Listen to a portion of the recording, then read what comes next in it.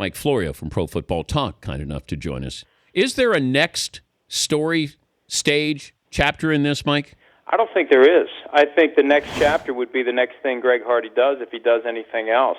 In a weird sort of way, the Cowboys and the NFL were fortunate this hit on a Friday. I mean, if this had come out on a Monday, maybe you get the news cycle and it all kicks in, and it feels like it all kind of fizzled out and it's gone, and everybody had their say about it yesterday. But as you were saying in the viewing room on Sunday, Dan, these photos. I mean, we knew what he did. We knew what he was accused of doing.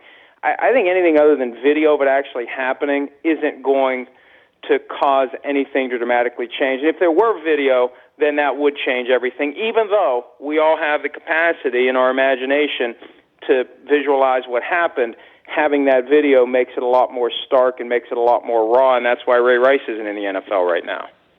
A couple other things. I was mentioning the whole Chip Kelly story, and that you and Peter were talking about it, that it's just sort of there.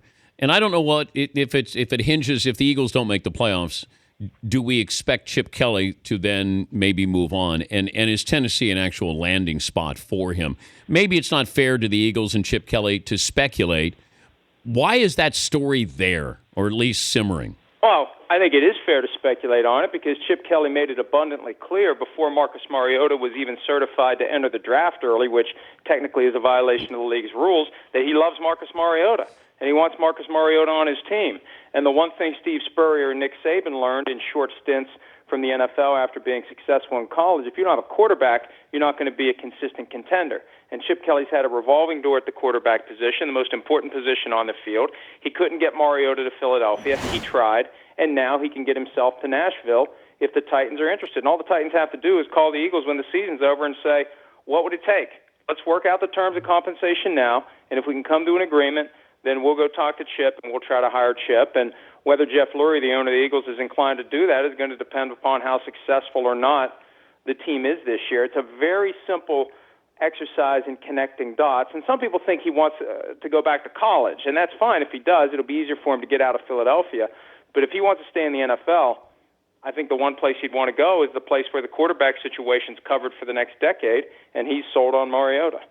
Speaking of quarterbacks, Kaepernick, I think we talked about this, of the possibility of him being traded or whatever, released. You said April? Was that the time frame you gave me when we were talking about this? April 1 is the day when his base salary for next year becomes fully guaranteed. So the league year opens middle of March. There's a window there where the 49ers can trade him before they're on the hook for his full salary that year. And I think there'll be teams that are interested.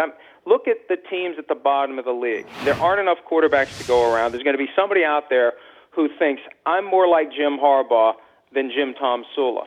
I'm going to get more out of Kaepernick. I'm going to press the buttons. I'm going to micromanage him if I have to. So there'll be teams that want him. April 1 is the deadline. I think they'll trade him before then. All right, before I let you go, we have our 14 playoff in the NFL using the college rules or however they vote on this. So if you had to have a 14 playoff right now, based on what they've done so far, and like college, you can factor in, hey, Nick Saban is there and Urban Meyer is in there, or the legacy of a program, which they sometimes do as well. Your 14 playoff would be? Yeah, I didn't factor those things in because I just look at who the teams are that deserve it. I say it's Patriots number 1, Bengals number 2, Panthers number 3, and Cardinals number 4. Who would be 5? Maybe the Vikings, maybe the Packers. It'd be a coin flip. It'd be nice if they would have played each other by now, but they're both 6-2, and I think they're both right there.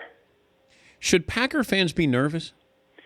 Well, yeah, I don't know what's wrong with that team all of a sudden. I mean, the wheels haven't, they've just flown off in the last 2 weeks. And look, they came back yesterday. They made it interesting. It wasn't the blowout that it looked like it was going to be when it was 37-14, so it wasn't as much of a disaster as it could have been. But still, they've lost the last 2 after winning 6 in a row, and you really have to wonder where this team is. And now they go to Minnesota in 13 days, and we'll find out which team is the better in that division. Thank you, Mike. All right, see you, Dan. That's Mike Florio, ProFootballTalk.com.